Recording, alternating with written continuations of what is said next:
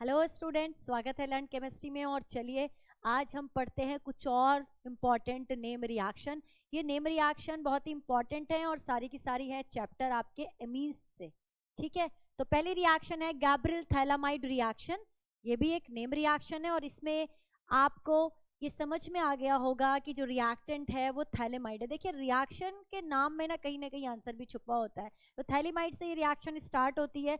Phthalimide कैसे बनता है? थैलिक एसिड से बनता है। ठीक है, थैलिक एसिड का amide is called phthalimide. Phthalimide का जब हम रिएक्शन कराते हैं किसी बेस के साथ तो ये इस हाइड्रोजन को एब्स्ट्रैक्ट कर लेता है और यहाँ पर पोटेशियम जुड़ जाता है आके, पोटेशियम या सोडियम जो भी आप यहाँ पर हाइड्रोक्साइड लोगे मेटल का। फिर उसके बाद हम किसी अल्काइल हैलाइड के साथ रिएक्शन कराते हैं तो बीइंग पॉजिटिव जो के पॉजिटिव है वो एक्स नेगेटिव के साथ निकल जाएगा, माइनस के एक्स यहाँ लिख देती हूँ, और एल्काइल ग्रुप यहाँ पर जुड़ जाएगा, एक एल्काइल ग्रुप यहाँ पर जुड़ जाएगा। अब इसका NaOH एक्वस के साथ रिएक्शन करा दो या इसका हाइड्रोलाइसिस करा दो तो आपको 1 डिग्री एमीन मिलेगी। इस रिएक्शन से केवल 1 डिग्री एमीन मिलती है और एलिफेटिक एमीन मिलती है। पहली बात 1 डिग्री एमीन मिलेगा, दूसरा एलिफेटिक मिलेगा, एलिफेटिक एमीन मिलेगा, याद रखेंगे। ठीक है, नेक्स्ट है कार्बिलएमीन टेस्ट। जी हाँ, ये टेस्ट होता है, डिस्टिंग्विश टेस्ट है। 1 डिग्री एमीन इस रिएक्शन को शो करती हैं, 2 डिग्री और 3 डिग्री रिएक्शन को शो नहीं करती। तो हम 1 डिग्री एमीन को डिस्टिंग्विश कर सकते हैं। 1 डिग्री एमीन जब रिएक्ट करता है क्लोरोफॉर्म और KOH के साथ, जब हम इसको हीट करते हैं तो आपको एक फाउल स्मेलिंग कंपाउंड मिलता है जिसको हम कहते हैं एल्काइल आइसोसाइनाइड।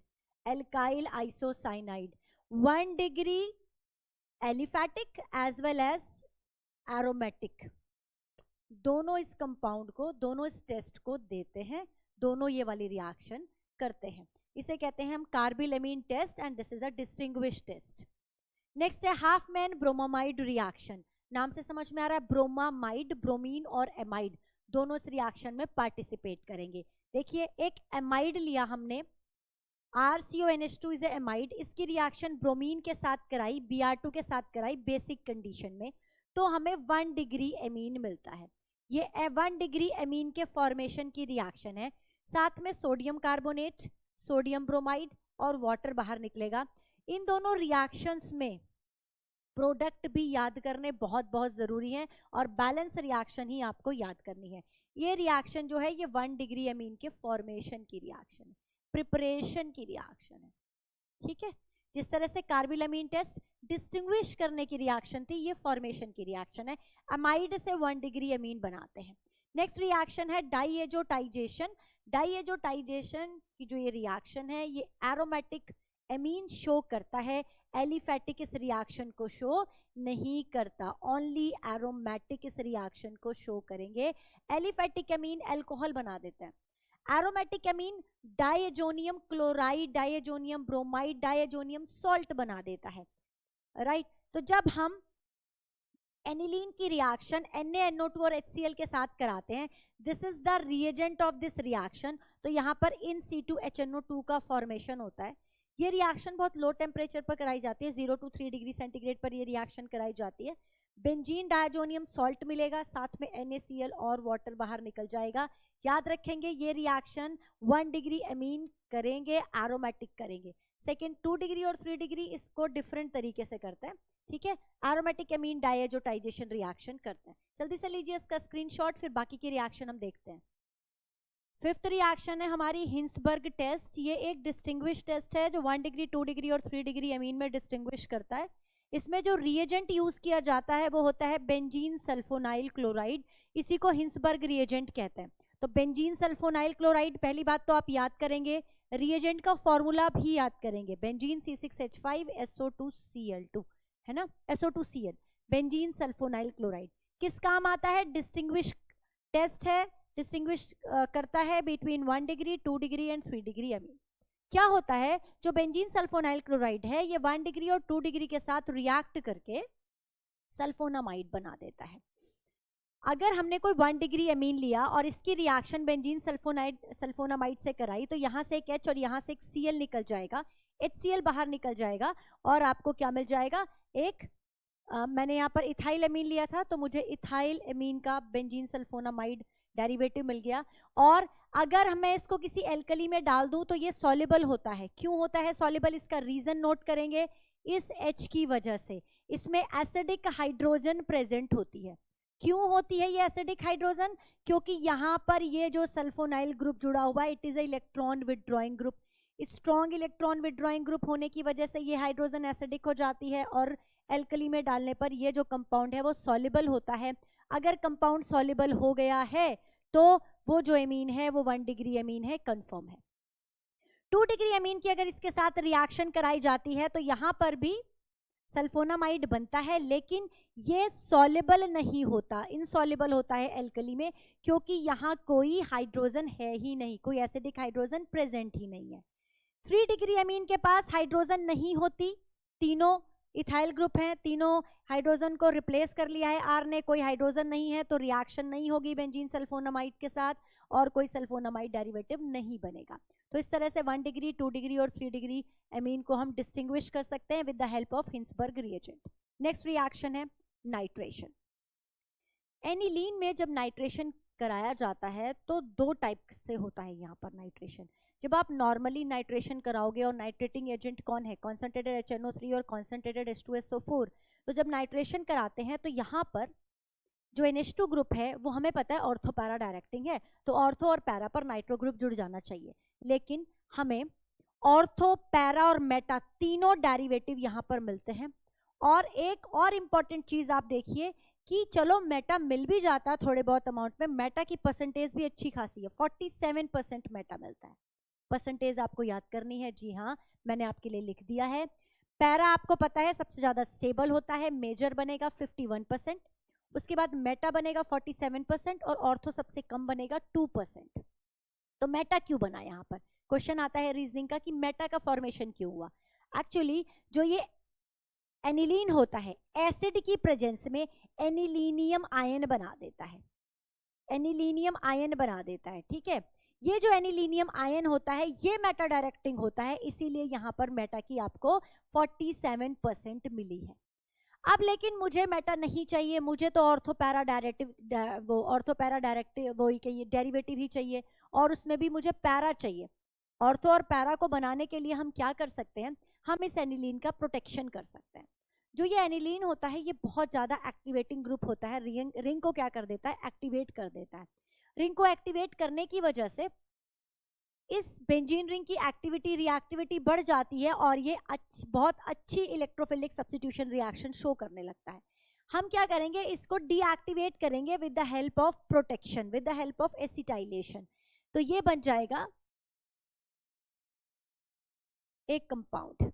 इस कंपाउंड में क्या हुआ, NHCOCH3 बन गया। जो NH2 ग्रुप है वो NHCOCH3 लग गया। तो मतलब जो यहाँ पर ये इलेक्ट्रॉन पेयर थे जो ये रिंग को डोनेट कर रहा था, अब उतनी आसानी से डोनेट नहीं करेगा। उसका रीजन है, मैं स्ट्रक्चर यहाँ पे आपको ओपन करके दिखाती हूँ। उसका रीजन है कि जो ये नाइट्रोजन के पास लोन पेयर है, अब ये 2 जगह जा सकते हैं, एक तो रिंग में जा सकते हैं, दूसरा यहाँ जा सकते हैं, है ना, इधर भी कॉन्जुगेशन पॉसिबल है ना। तो ये 50% चांस है यहाँ जाने के, यहाँ पर 100% चांस थे। तो रिएक्टिविटी क्या हो गई है, कम हो गई है, प्रोटेक्शन कर दिया आपने ग्रुप का। अब इसका आप नाइट्रेशन करेंगे तो आपको पैरा डेरिवेटिव मिलेगा मेजरली, और इसका फर्दर अगर आप एसिड या बेस के साथ रिएक्शन कराओ तो आप NHCOCH3 को हटाकर NH2 ग्रुप वहां पर आ जाएगा। ये बात क्लियर हो गई, राइट। तो जब भी हमें ग्रुप को एनिलीन के केस में जब मुझे ऑर्थो पैरा डेरिवेटिव बनाना है, चाहे हेलोजिनेशन कराए या नाइट्रेशन कराए, तो पहले ग्रुप का प्रोटेक्शन करा दे और एसिटनीलाइड बना दे, फिर इस एसिटनीलाइड से फर्दर आपको जो चाहिए आप वो बना सकते हो। हेलोजिनेशन के केस में देखते हैं, हेलोजिनेशन भी यहाँ 2 तरीके से होता है। अगर आप स्ट्रॉन्ग रिड्यूसिंग एजेंट के साथ रिएक्शन कराते हो, यानी कि ब्रोमीन वाटर के साथ रिएक्शन करा देते हो, तो क्योंकि एनिलीन बहुत ज्यादा रिएक्टिव है तो 3 जगह पर Br लगा देता है और आपको ट्राइब्रोमो एनिलीन मिल जाता है, ट्राइब्रोमो एनिलीन मिल जाता है। लेकिन हमें ट्राइब्रोमो एनिलीन नहीं चाहिए, हमें तो ऑर्थो पैरा डेरिवेटिव चाहिए। तब क्या करेंगे, इसकी रिएक्टिविटी को कम करने के लिए इसका प्रोटेक्शन करेंगे, फिर Br2 की रिएक्शन कराएंगे एसिटिक एसिड की प्रेजेंस में, पैरा डेरिवेटिव मिल जाएगा। और आपको क्या मिल जाएगा, पैरा ब्रोमो एनिलीन मिल जाएगा। तो इस तरह से आप क्या करा सकते हो, हेलोजिनेशन करा सकते हो। नेक्स्ट नेम रिएक्शन है सैंडमेयर रिएक्शन। ये रिएक्शन बेंजीन डायजोनियम क्लोराइड देता है। ये आपने चैप्टर 1 में भी पढ़ी होगी, है ना। चैप्टर 1 की जब रिएक्शन मैंने आपको कराई थी तो मैंने वहां पे छुड़वा दिया था, क्योंकि बेंजीन डायजोनियम क्लोराइड आपने पहले नहीं पढ़ा हुआ था, ठीक है। यहाँ इस चैप्टर में हम इसको पढ़ते हैं तो इस रिएक्शन को हम यही याद करेंगे। सैंडमेयर रिएक्शन में बेंजीन डायजोनियम क्लोराइड अभी हमने थोड़ी देर पहले एनिलीन से बनाया था, डाइएजोटाइजेशन से, और इस बेंजीन डायजोनियम क्लोराइड पर जब हम कॉपर सॉल्ट, कॉपर +1 सॉल्ट की रिएक्शन कराते हैं तो हमें क्या मिलता है, हमें जो ये बेंजीन डायजोनियम क्लोराइड है इसका रिप्लेसमेंट कर देता है क्लोराइड ग्रुप, ब्रोमाइड ग्रुप और साइनाइड ग्रुप, है ना। क्लोरोबेंजीन, ब्रोमोबेंजीन और साइनोबेंजीन को बनाने की ये रिएक्शन होती है। ये 3 कंपाउंड हमें यहाँ मिलते हैं सैंडमेयर रिएक्शन से। कॉपर +1 स्टेट वाला सॉल्ट हमने यहाँ पर यूज करना है, याद रखेंगे, नाइट्रोजन गैस बाहर निकलती है। वहीं पर एक रिएक्शन होती है गेटरमैन रिएक्शन, बिल्कुल इसके जैसी है, लेकिन यहाँ पर कॉपर पाउडर यूज किया जाता है, यहाँ पर कॉपर पाउडर यूज किया जाता है। तो आपसे पूछ लेगा सैंडमेयर रिएक्शन में कॉपर का ऑक्सीडेशन स्टेट +1, गेटरमैन में कॉपर का ऑक्सीडेशन स्टेट 0, याद रखेंगे। कॉपर पाउडर की प्रेजेंस में HCl की रिएक्शन कराएंगे, क्लोरोबेंजीन HBr के साथ रिएक्शन कराएंगे, ब्रोमोबेंजीन, साइनोबेंजीन यहाँ पर नहीं मिलेगा। अगर ईल्ड की बात करें कि जो हमें क्लोरो डेरिवेटिव या ब्रोमो डेरिवेटिव जो यहाँ पर मिले हैं, जो हमें क्लोरोबेंजीन और ब्रोमोबेंजीन मिली है, इसकी ईल्ड ज्यादा कौन सी रिएक्शन में होगी, तो बेटा सैंडमेयर में जो ईल्ड है, यहाँ लिख देती हूँ मैं, ईल्ड ज्यादा होती है, मोर ईल्ड होती है in case of Sandmeyer reaction comparative to Gattermann reaction. कीजिए इसको नोट। 9th रिएक्शन कौन सी है, बाल्ज-शिमिन रिएक्शन। इस रिएक्शन का नाम नहीं दिया हुआ एनसीईआरटी में, लेकिन रिएक्शन दे रखी है, ठीक है। आपकी मर्जी है, आप नाम याद करें या ना करें। यहाँ पर क्या होता है, बेंजीन डायजोनियम जो क्लोराइड है ये फ्लोरोबोरिक एसिड के साथ रिएक्ट करता है, इसका नाम होता है फ्लोरोबोरिक एसिड। फ्लोरोबोरिक एसिड के साथ रिएक्ट करके बेटा ये डायजोनियम बोरेट बना देता है, फ्लोरोबोरेट बना देता है, और इसको जब आप NaNO2 के साथ हीट करते हो ना तो आपको फ्लोरोबेंजीन मिलती है। देखो जो आपने पीछे सैंडमेयर रिएक्शन पढ़ी, गेटरमैन रिएक्शन पढ़ी, उसमें क्लोरोबेंजीन और ब्रोमोबेंजीन मिलता है, फ्लोरोबेंजीन उस रिएक्शन से नहीं बनता। फ्लोरोबेंजीन बनाने के लिए स्पेसिफिक आपको बाल्ज-शिमिन रिएक्शन करानी होती है। लास्ट रिएक्शन है कपलिंग रिएक्शन। ये एज अ डिस्टिंग्विश टेस्ट भी आप यूज कर सकते हो कि अगर आपको फिनॉल को पहचानना है तो आप कौन सी रिएक्शन करोगे, अगर आपको एनिलीन को डिस्टिंग्विश करना है तो कौन सी रिएक्शन करोगे। फिनॉल की जब डायजोनियम क्लोराइड के साथ रिएक्शन कराई जाती है तो इसके पैरा वाली साइड की जो हाइड्रोजन है, जो रिएक्शन है ना, वो पैरा वाली पोजीशन पर होगी। पैरा की जो हाइड्रोजन है वो HCl बना के बाहर निकल जाएगी और ये दोनों रिंग आपस में जुड़ जाएंगी with the help of azo compound और बन जाएगा पैरा हाइड्रोक्सी एजोबेंजीन। ये जो रिएक्शन है, जो फिनॉल के साथ जो रिएक्शन होती है बेटा, ये बेसिक कंडीशन में होती है, बहुत इंपॉर्टेंट है ये, और ये ऑरेंज कलर की डाई बनती है, ये भी याद रखेंगे। यही रिएक्शन एनिलीन भी करता है। एनिलीन में भी पैरा पोजीशन पर ही डायजोनियम क्लोराइड आकर अटैक करेगा, HCl निकलेगा, बट ये रिएक्शन जो होगी वो एसिडिक कंडीशन में होगी। तो कैसे याद रखेंगे, ये एक बेस है, एसिडिक कंडीशन में रिएक्शन करेगा। फिनॉल एसिडिक होता है नेचर में, तो ये बेसिक कंडीशन में रिएक्ट करेगा। इस तरह से आप याद कर सकते हैं। यहाँ पर पैरा एमिनो एजोबेंजीन एक येलो कलर की डाई मिलती है। तो ये दोनों रिएक्शन भी, कपलिंग रिएक्शन भी क्या है, बहुत बहुत इंपॉर्टेंट है। इस तरह से हमने 10 मेन रिएक्शन इस चैप्टर की कवर की है और आप इसी तरह से पढ़ते रहिए बेटा और बढ़ते रहिए। Thank you so much.